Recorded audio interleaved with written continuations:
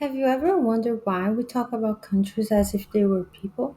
Like in this CBC News article title and byline, in which we read some countries aren't retaliating against Trump's tariffs. Should Canada turn the other cheek? UK, Australia are less vulnerable on trade, expert says. Hello, my name is Amanda and I have a master's in linguistics. Today I'm going to talk about the state as a person metaphor and its entailments. Before that, I want to make a little disclaimer. English is not my first language, and I might make a couple mistakes here. You can follow what I'm saying with the subtitles. If you want to correct something that I said in the comments, you can. The only rule is to be nice and respectful, but this is my rule for all the time in my channel anyways, which is to be respectful in the comments. I am a person even though you're not seeing my face, and if you want to comment on someone else's comment, please be respectful to them as well. That being said, let's start talking about the state as a person metaphor. It is a conceptual metaphor, but what is that? It is important to know that according to conceptual metaphor theory, metaphors are not confined to literary discourse. In reality, they are present in our everyday language and mode of thought. They are tools for conceptualization, that is, making concepts. What does that mean? It means that we use metaphorical concepts to understand and experience the world. This definition can be found in the 1980 book by George Lakoff and Mark Johnson. In the case of the state as a person metaphor, we understand the state or groups of states, such as the UK, and even organizations like the UN or NATO, as if they were people. We give them human like characteristics and talk about them as if they were people taking action and making decisions in the world. The main text I'm going to use to speak about the state as a person metaphor was written by George Lakoff in collaboration with linguist Paul Chilton. Its name is Foreign Policy by Metaphor, and it's a chapter of this book, Language and Peace. So the state as a person metaphor helps us understand nations and states in terms of people. It's worth noticing that these metaphorical people have relationships with each other in a global community. Take, for example, the way in which the Prime Minister of the UK, Keir Starmer, talks about the relationship between the US and the UK. Do you think you really do need the US? And if you do you think the coalition of the willing will be enough to bring President Trump back around? Thank you. Well, first, in relation to last Friday, nobody wanted to see what happened last Friday, but I do not accept that the US is an unreliable ally. The US has been a reliable ally to the UK for many, many decades and continues to be. There are no two countries as closely aligned as our two countries. So I will briefly explain the context of this video, even though you might already know what it is about. The Ukrainian President Volodymyr Zelensky had a contentious meeting on March 2, 2025, with the US President Donald Trump in the White House, where they argued about the conflict between Russia and Ukraine and the suspension of military aid by the US to Ukraine. After that, Zelensky had a summit in London with European leaders to discuss what had happened in the White House. During the London summit, European leaders expressed strong support for Ukraine and pledged to increase security measures. They also discussed forming a coalition to defend any potential truce in Ukraine.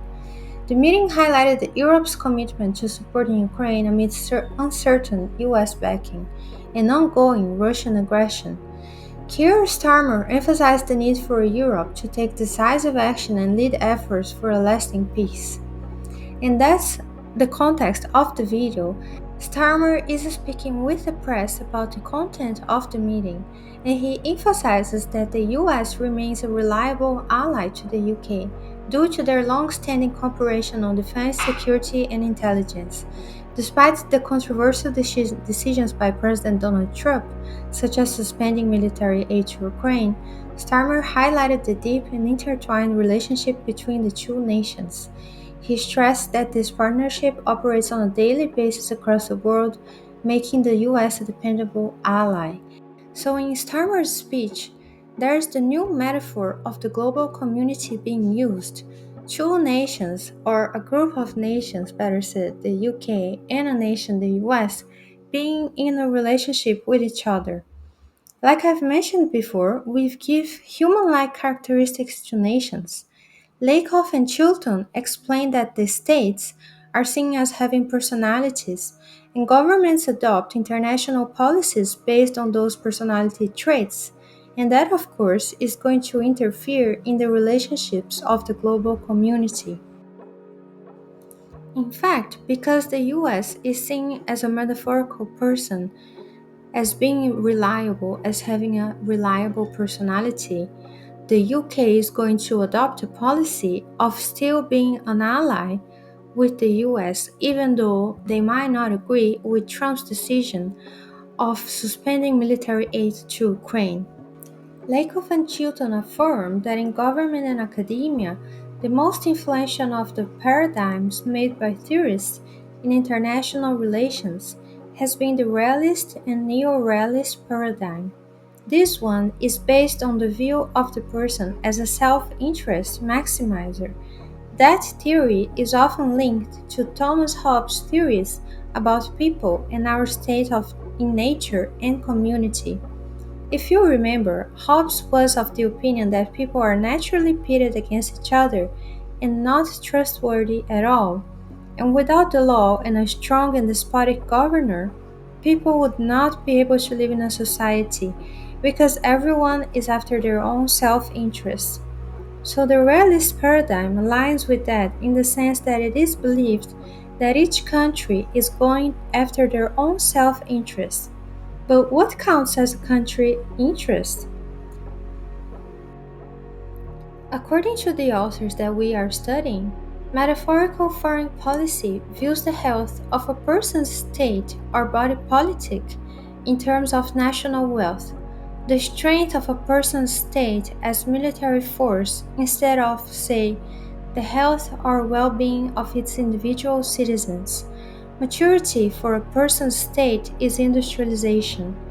I think this is very interesting because there are international charts classifying countries based on development, and the development criteria is often linked to economic and industrialization status, and that's part of the metaphor of the health, maturity, and strength of the body of a person's state. So, non industrialized countries are often considered underdeveloped or not developed at all, and they are often treated in foreign international relations and foreign policies as if they don't have a say in whatever issue is being discussed, or as if they don't know what's actually better for their own citizens. In my opinion, that's what's partially behind Donald Trump's speech when he says that he's going to get Greenland. In 2019, President Trump, in his first term, expressed interest in purchasing Greenland from Denmark, describing it as a large real estate deal. Denmark's prime minister at the time responded by stating that Greenland was not for sale. Now, in 2025, in his second term, Trump reignited his interest in Greenland, suggesting that the US might use economic or military means to acquire the territory. Greenland's prime minister reiterated that Greenland is not for sale and emphasized the island's desire for independence. Trump affirmed, according to the BBC, that I think Greenland we will get because it has to do with freedom of the world. So he's saying that they, as in the US, need to get this country that, as far as I looked up online, is far less richer than the US in terms of economic wealth and military strength. Trump also said, I think the people want to be with us, referring to the people of Greenland. If he quote unquote thinks, he's not sure. but he is sure that this issue has to do with freedom of the whole world and the whole global community. I think this attitude is partially being taken with such confidence because the US is strong economically and strong militarily, and maybe some people in the government feel themselves as having authority to dictate how other people from other countries should or would feel and what is important to freedom of the world as a community and what actions should be taken in ensuring that freedom. In Trump's case, he says that it's necessary to acquire Greenland because it has to do with freedom of the world, but he doesn't elaborate on that. So, at least for me, his argument wasn't convincing. He didn't provide examples and he didn't show data. I think for a situation as serious as acquiring another country, there has to be a strong argument for why that needs to happen. So that's my opinion on this case. Maybe Trump will provide a stronger case in the next few days or week. We'll see. I'll leave all the sources in the description of the video below. To summarize, we've explored how the state as a person metaphor shapes our understanding of international relations. By attributing human-like characteristics to countries and organizations, we create a framework for understanding their actions and interactions within a global community. This metaphor, however, can lead to biases and assumptions, as seen in the example of how development is often measured and how powerful nations might perceive their role in global affairs. Thank you so much for watching. I hope you found this discussion insightful. If you have any further thoughts or questions, please feel free to leave them in the comments below. And remember, let's keep the conversation respectful and kind. Thank you again so much if you've listened until the end. Goodbye, and I hope to see you in the next video. Bye bye.